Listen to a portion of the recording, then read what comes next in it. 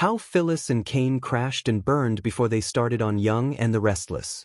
On The Young and the Restless, December 2nd, Phyllis and Cain continued to clash. On today's episode, Phyllis had her back against the wall as she lied to his face.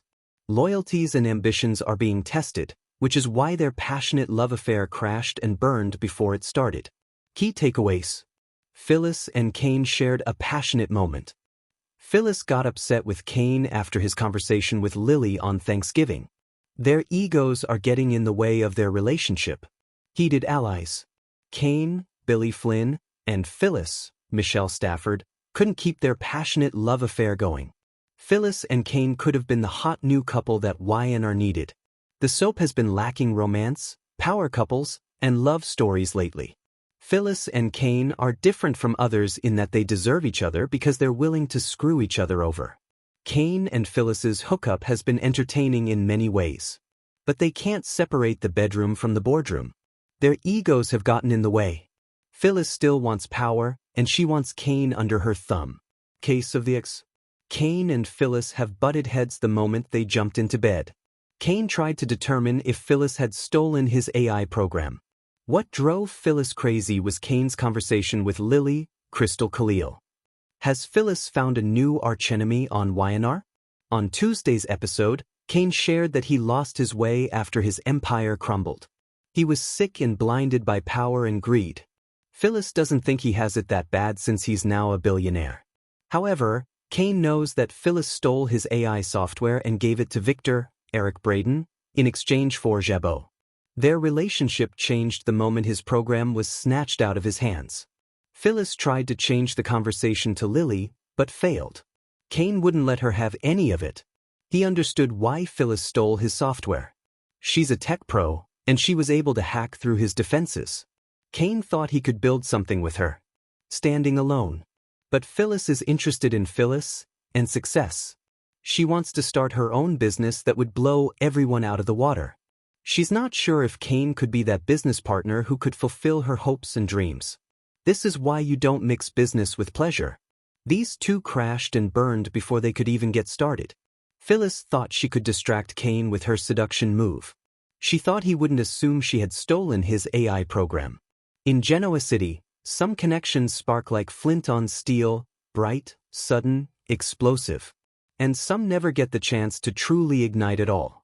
For Phyllis Summers and Cain Ashby, what they shared wasn't a fling, wasn't an affair, wasn't even a romance. It was a collision, brief, chaotic, and destined to burn out before the first real flame could catch. But what a collision it was. 1. A chance encounter at Crimson Lights. Phyllis Summers walked into Crimson Lights with the kind of strut that warned the universe she wasn't in the mood for nonsense. The door shut behind her with a gust of chilly Wisconsin air, scattering napkins off a nearby table. She didn't notice. Her phone was glued to her ear. Billy's pulling another disappearing act, she snapped. Don't tell me to be patient, Lauren. I am done being patient. I've graduated from patient. Summa cum laude. On the other side of the cafe, Cain Ashby sat hunched over a laptop, the glow of the screen illuminating a face equal parts exhausted and frustrated. His coffee had gone cold, but he'd been too lost in spreadsheets to care. When Phyllis stormed in, he didn't look up until she flung her purse onto the counter with enough force to make everyone in the room jump. Her eyes met his. Just for a second. A spark, one neither of them admitted to. Phyllis ended the call its trademark dramatic flourish, an irritated, decisive stab of her thumb. Men, she muttered. Cain smirked. Rough morning. She shot him that laser-focused Phyllis Summers look, the one that could slice through steel or melt ice depending on her mood. You have no idea. Try me, he said, surprising even himself. She raised an eyebrow. Since when do you volunteer to be a sounding board? He shrugged. Since my spreadsheet started giving me an existential crisis. Against her better judgment, she laughed. And that was how it began. Quietly, unexpectedly, without fanfare or the usual Genoa City theatrics. 2. The unsaid things. Phyllis and Cain were not friends. Not enemies. Not even acquaintances, really. More like two people orbiting the same crowded universe with very different trajectories. Phyllis was trouble. Beautiful, brilliant trouble with a talent for blowing up bridges and then yelling at the flames. He was the opposite. Loyal. Responsible. The guy who repaired bridges for a living. Figuratively, at least. They shouldn't have clicked. But they did.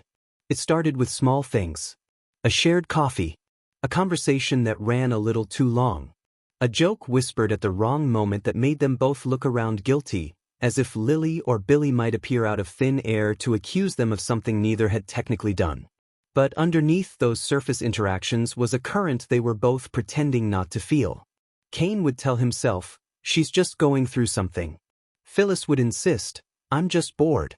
Kane Ashby is safe to talk to. Too safe. Neither of them believed their own excuses. One evening at the Grand Phoenix, it almost became real. 3. The almost moment. The Grand Phoenix lounge was empty except for them. Phyllis was behind the bar, not because she needed to be, but because she liked the control it gave her. She wiped down the counter with far more force than necessary. Kane walked in looking like he had the weight of the world on his shoulders. Rough day. Rough week. Rough few years. She slid him a drink before he even Saturday, on the house. "You look like you need it." He took it. "How do you do that?" "Do what?" "Know when someone's about to fall apart." She leaned forward, chin resting on her hand. "Takes one to know one." Silence. The thick, warm kind that makes the air tremble. Kane cleared his throat. "Lily and I, we're trying to rebuild. But some days it feels like I'm carrying every mistake I ever made on my back." Phyllis swallowed hard, and for a moment her fierce exterior cracked. "Try being me. Every mistake I make gets turned into a Genoa City holiday. I'm pretty sure people still bake cupcakes when they want to commemorate the time I ran someone over." "That's not funny." "I wasn't joking." Their eyes held each other's a second too long. Maybe two. Chemistry, alive, undeniable, pulling them in. Kane reached for her hand. She didn't pull away. Their fingers brushed. And then, the elevator dinged. Just like that, the moment evaporated. Phyllis jerked back as if she'd been burned. Kane stood up so fast his chair screeched across the floor. Neither of them spoke as a business traveler wandered into the lobby, oblivious to the emotional nuclear blast he'd just defused. When the man left, the tension in the room remained, but now it was laced with guilt. "I should go," Kane said. "Yeah," Phyllis whispered. "Yeah. Probably." They avoided each other for days. For Genoa City has no secrets. In Genoa City, avoiding someone is like trying to hide a neon sign inside a glass house. It didn't take long before people noticed something was off.